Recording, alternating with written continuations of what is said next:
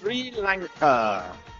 මෙවර ලෝක රූ රැජන කිරුළට ශ්‍රී ලංකාව නියෝජනය කරමින් තරඟ කළ අනුදී ගුණසේකරට එහි කිරුළ අහිමි වුණත් ඇය ශ්‍රී ලාංකික ජනතාවගේ හදවත් මේ වන විටත් දිනාගෙන හමාරයි. ඓතිහාසික අනුරාධපුරවරේ උපන් අනුදී කැලණිය විශ්වවිද්‍යාලයේ අන්තර්ජාතික සම්බන්ධතා පිළිබඳ උපාධිධාරිණියක්ද වෙනවා.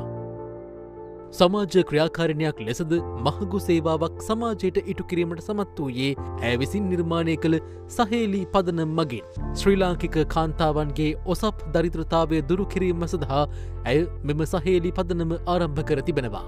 එමගින් කාන්තාවන්ට අවශ්‍ය සනීපාරක්ෂක පහසුකම් සැලසීම ඇය සමාජයට කළ සේවයට කදිම උදාහරණයක් වනවා නිසැකයි.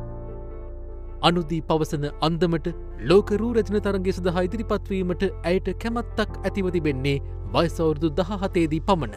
ඒ අනුව තම සිහිනය යථාර්ථයක් කිරීමේ අරමුණින් 2024 මෙරට රූ රැජන තරගයට ඉදිරිපත් වූ ඇය එහි ප්‍රථම ස්ථානය දිනාගත්තා. එමගින් මෙම වසරේ පැවති ලෝක රූ රැජන තරගයට ශ්‍රී ලංකාව නියෝජනය කරමින් සහභාගී වීමට ඇය මංපෙත් විවර කරගත්තා. එහිදී ආසියා සහ ඕෂනියා මහද්වීපෙන් තරඟවැදුණු අනුදේ අදිර කිහිපයකදී සුවිශේෂී දක්ෂතා දැක්වූයේ ලෝක රූ රැජන විනිසුරු මඩුල්ලේ අවධානය දිනා ගනිමින්. ටැලන්ට්, හෙඩ් ටු හෙඩ් චැලෙන්ජ් සහ මල්ටිමීඩියා චැලෙන්ජ් ඉසව්වලදී පළමු 20 දෙනා අතරට පත්වීමට ඇයට හැකියාව ලැබුණා. එහිදී අනුදී ගුණසේකර සුවිශේෂී සන්ධිස්ථානයක් සනිටුහන් කරමින් මල්ටිමීඩියා චැලෙන්ජ් අධීරේ ආසියාවේ අනුශූරතාව දිනා ගැනීමට සමත්වීම කැපී පෙනෙන අවස්ථාවක් වුණා. එම අධීරේ තරඟකරුවන් 108 දෙනෙකු අතරින් ගෝලීය ජයග්‍රාහකින් 8 දෙනා අතරටද අනුදී තේරිපත්වීම විශේෂත්වයක්.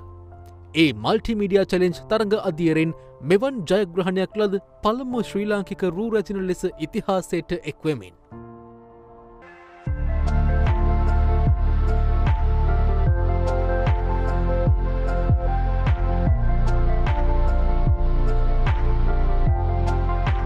කිරුළ නොදරුවත් ශ්‍රී ලාංකේ හදවත් දිනාගත් අනුදී ගුණසේකර ඔබට දෙරණ අපගේ උණුසුම් සුබ පැතුම්.